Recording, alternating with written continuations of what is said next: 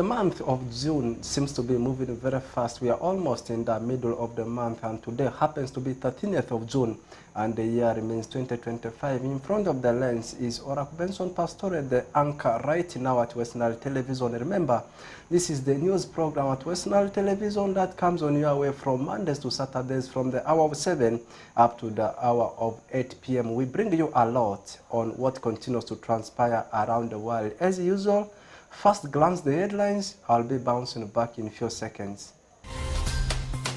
Coming up in the NILECAST news headlines tonight, over 140 million trauma healing center at Yuli in Arua City commissioned. Centenary Bank empowers Zombo women groups to benefit from GROW project.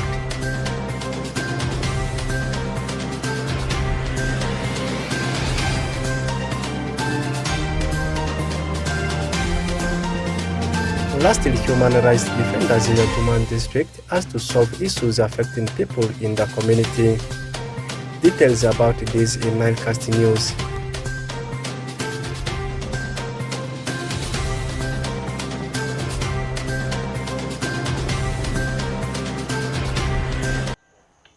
Moving forward with the details of the news, we are starting it with the mother city, that's Arua City.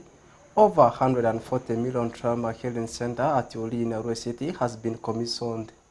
The project has been constructed by South Sudanese Refugee Association with support from other partners in helping to address the challenges of invisible wounds of trauma, displacement and loss faced by both the refugees and host communities in West Nile region. Take a look at the story. The Trauma Healing Center at Yuli Health Center 4 in Arua City has been commissioned. The 142 million project has been constructed by South Sudanese Refugee Association with support from other partners such as Arua City Council, WENTA, All Health Center and Equity Bank in helping to address the challenges of invisible wounds of trauma, displacement and loss faced by both the refugees and the host communities in West Nile region. Onzima Danka, Acting Executive Director for South Sudanese Refugee Association, thanked the administration of Arua City for supporting them in putting the structure and laments on the reason as to why they have come up with the initiative. Thank the administration of Arua City, the City Council, for giving us this space for constructing this center. With the key concerns we are looking at, one, we have trauma which is caused by domestic violence. And then we have community members who go and sensitize people about the dangers of domestic violence and how we can solve issues at home amicably. And then we have trauma, which can be caused by economic crisis, and you might find at home the family is not having what to eat, but with our program of economic empowerment, we also make sure that such families have something to eat, and we limit such cases of trauma. And then we also have trauma by war, maybe these refugees. We counsel them, and then we give them hope that there's life after what has happened. Whereas Avaga Joel, Building and Construction Officer in Arua City, highlights on the background of the project. This project was handed over in March, and the project was intended to be a 5-month project. And the commencement date was 22nd of May 2024. We expected this project to be completed by October, but that's last year, due to some delayment in the payment to the contractor. That's why it has pushed us up to this level. But the good news is we are able to complete the project, and the contractor did the work as per the specifications and the drawings which we are available to him, with the full supervision from our office. Meanwhile, Dr. Apang Ponzias, Arua City Health Officer, says he will work with the leadership of Arua City to see that the remaining gaps are addressed. It is therefore my hope that we make purposeful use of this structure and I'll work with the leadership to make sure that the gaps that are being mentioned are addressed. We'll work with the ministry to make sure that equipments are available. We will also be open to partnership to make sure that a number of the issues that are still here are addressed. Therefore, Angpale Swadik, Assistant Resident City Commissioner in Arua City, says this facility will not only help the South Sudanese, but the general public. This will not only help the Sudanese, it's about helping humanity. By the way, here, when you come to Ori Health Center, not only Ugandans getting services, the Congolese are here, all nationals are getting services. So what you have put here is going to help humanity, not only the refugees. The initiative aims to improve economic opportunities and access to essential services for migrants, forcibly displaced persons, and vulnerable host communities in West Nile, and the project focuses on 3 key objectives, which are economic empowerment, improved access to basic services, and social cohesion and gender inclusion. Oraku Benson Pastore, reporting for West Nile Television NILECAST. Away from that story in Arua City, now shifting to the other parts of West Nile region, particularly in Alu region in Zombo district, Centenary Bank has empowered women in Zombo district to benefit from GROW project on business skills and financial literacy. This was during the training held today at Zombo district headquarters. Alfred Jawok compiles the story.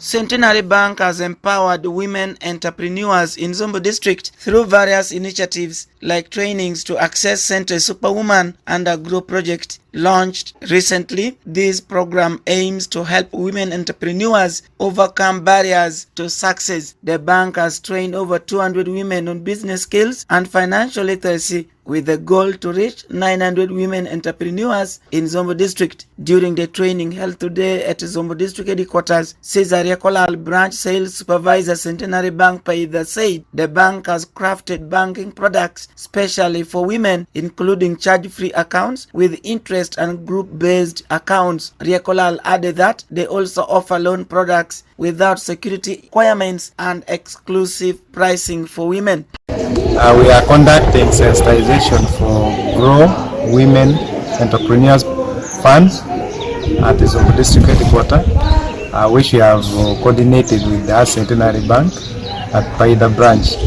While we are doing this, we are sensitizing these people on these funds, the project, and giving them the knowledge so that they could benefit from this fund that has been agreed to the women entrepreneurs within Zombo District. Gloria Knight, chairperson Zombo Women Entrepreneurs Association, said this is a reflection in an effort to support women-led enterprises through initiatives like the OWEP and GROW program, among others. Actually, today we are in Zombo for the program of GROW Money, and today I was elected again as the chairperson to lead the women in Zombo as the chairperson for the GROW Money, and I thank God.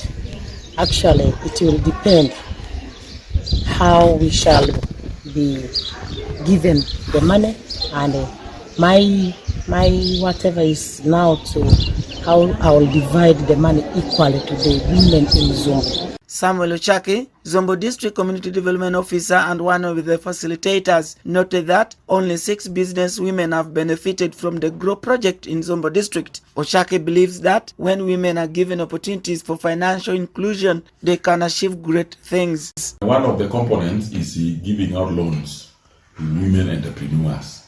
The loans are given at individual level, and it ranges between 4 million to 200 million, covering both small scale, medium entrepreneurs. So in Zombo, we have been doing mobilization, sensitization to ensure that the women know about this GROW project. So we moved in all our 15 lower local governments, and we have mobilized. We have been working together with the Centenary Bank that has also been providing support, explaining to the women the conditions, the terms and conditions of the loan.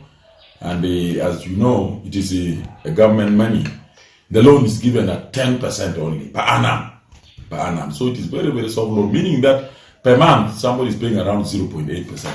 Centenary Bank is taking steps to support women entrepreneurs through providing training on financial management and governance to women-owned agribusiness enterprises. This initiative empowers female entrepreneurs with skills and resources to scale their businesses, providing capacity building programs tailored to women-led businesses, providing access to loans and grants. Alfred Jawok, Camilla Stansha, West Nile TV, NILECAST.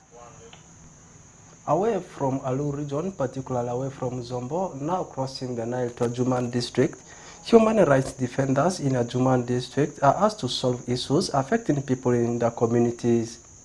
This was during the engagement with the human rights defenders and stakeholders in the district. Onzima Alan is behind the story. Human rights defenders held peer support network meeting which brought together many stakeholders in Ajuman district to discuss number of issues concerning human rights and also look at opportunities in networking, collaboration and policy in addressing issues of human rights. During the engagement with the human rights defenders, Rose Atim, the program officer human rights defenders, said number of issues has been deliberated in Ajumani concerning human rights, adding that they have discussed mechanization and got opportunities to meet with district top leadership to navigate in human rights challenges affecting the locals. And these trainings are focusing on evidence-based advocacy for strengthening human rights protection and promotion. And this meeting actually was a peer support network where we bring together human rights defenders within a particular district to discuss the human rights issues, the concerns in the district, look at opportunities for networking, for collaboration, advocacy in order to address the different human rights issues that may arise in a particular district. So for Jumani, we've been here today and we've been able to deliberate on a number of issues that are affecting the district and look at mechanisms of addressing them through networks of human rights defenders within the district, looking at opportunities of engaging with different leaders within the district so as to find a solution to the human rights concerns that have arisen. Specifically for Jumani, the issues that have arisen, of course, I think one of the key issues is issues of environmental degradation, issues of protection of the environment, Zoka Forest. We've looked at issues of rights of the people in Apa. This is one of the areas that has been affected by this conflict over the years, and a number of violations are sometimes reported. Displacement, death, attacks from either side. So these are some of the issues that have arisen. We've also looked at others which may go down the crime. She, however, disclosed the core human rights challenges, arguing that environmental degradation, violating of rights of people in upper land, and other related gender-based violence are the common challenges in Ajumani district. I would like to thank the human rights defenders in Ajumani for their efforts in monitoring the human rights situation, in documenting and reporting. This has been one of the very fruitful engagements we've had, and it's very important for us to appreciate that human rights accrue to all of us by virtue of our humanity. So in all that we do, we should adhere to the different human rights standards that exist, and I think this will play a very critical role in the promotion and protection. According to Auli Nancy, a human rights defender and staff of Friends of Zoka, said the number of human rights cases which have gone unfiled in Ajuman district, such as land grabbing, environmental degradation, and gender-based violence, therefore through collaboration it can be solved. There are various human rights issues in Ajumani that have gone undocumented. We have issues of land grabbing. We have issues of encroachment, environmental degradation. We have issues of gender-based violence. There are so many, and most of these issues are, of course, undocumented. But there are many ways that these issues can be solved, especially as HRDs. We can create a network We can also engage with stakeholders. It's very important to engage with stakeholders because sometimes you attack a particular or one particular stakeholder, and yet it is the system that is not actually working. As HRDs, we need to create a working network. Eyotaru Sharon, a youth advocate in the refugee camp, said the number of human rights violations affecting youth, most especially at police and house of correction levels such as prison. But as youth, they advocate they work together with the relevant authority to ensure it is revised and corrected. There are so many human rights issues concerning the youth that are actually happening at the refugee settlement. But as an advocate, we try to find out ways that even for the wrongs that the youth have done and for the charges that have been placed on them, there is human rights being exercised. For example, at the police stations, even when they are taken to prison or they are arrested for various issues, we as advocates, we also try that their rights are exercised even when in those those police posts where they have been arrested, in those prisons where they are taken. We try to make sure that their life and their exercise of freedom is not being affected to a very great extent. There are so many stakeholders that can work together with the youth at the sub-county level, or even at that very village where I am. For example, we have the local leaders there. They can do their best. Edna Ajiofiona, a women activist in Adjumani district, however, added that Adjumani district is still having the challenges of addressing the human rights issues, leaving some offenses of human rights because of infinities. There are so many things that have been affected the human rights as a human rights activist. There are very many. For instance, there is sexual harassment, defilement, rape, embezzlement, corruption, and also there are so many mentioned but active. So with all this, we say that this is the time that we need to really look into it and see how it can be addressed, though it has been emphasized on again and again, but still it continues. Number of human rights cases in Adjumani district have gone unfiled, especially cases of land grabbing, environmental degradation, and gender-based violence that are unsolved. Kashudot Fancy Onzima Island reporting for West Nile Television NILECAST. Away from that story, let's now turn our focus to what's happening in the world of sports. I can confirm to you, ball game 2 as the official commenced, and yesterday and today I had been at Mvaresine Secondary School where the players are taking part in baseball and in softball. Today was for baseball, and then softball will be tomorrow. First, take a look at how things are transpiring as far as baseball and softball is concerned, plus the other sporting disciplines.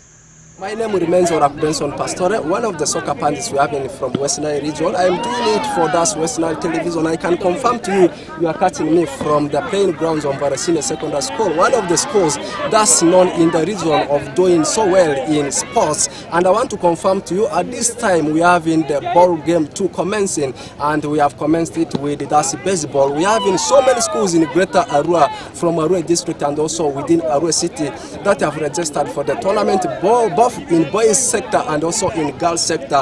Taking a look at the schools that have registered in boys sector, we have got Mvaresine Secondary School that has impressed the game so much. I am talking about the game of baseball. We have got St. Joseph's College Ombati. We have got a Republic Senior Secondary School. There is a school in the names of Okufura Senior Secondary School that comes from Arua district.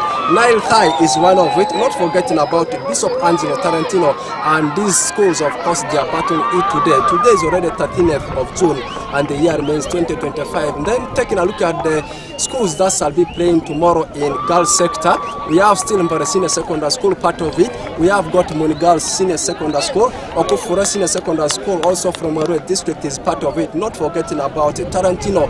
These games, of course, they are going on so well. Today is the first day.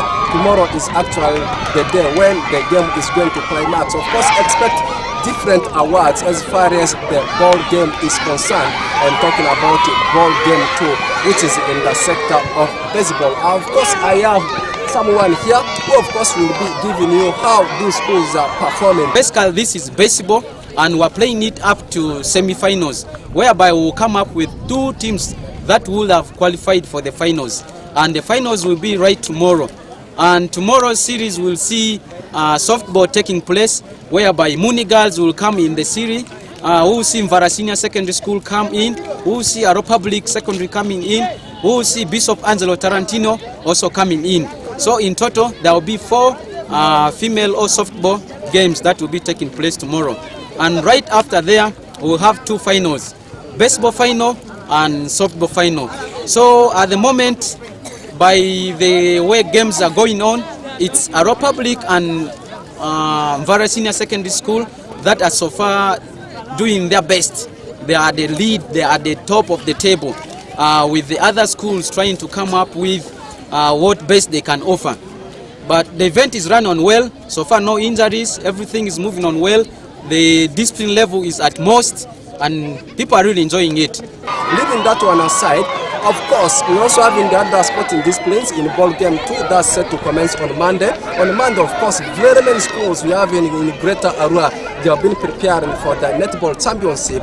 Schools like Mvara Senior Secondary School, Muni Girls, not forgetting about the defending champions, Aro Public Senior Secondary School, St. Peter's Seed, Aliba Seed Senior Secondary School, plus so many.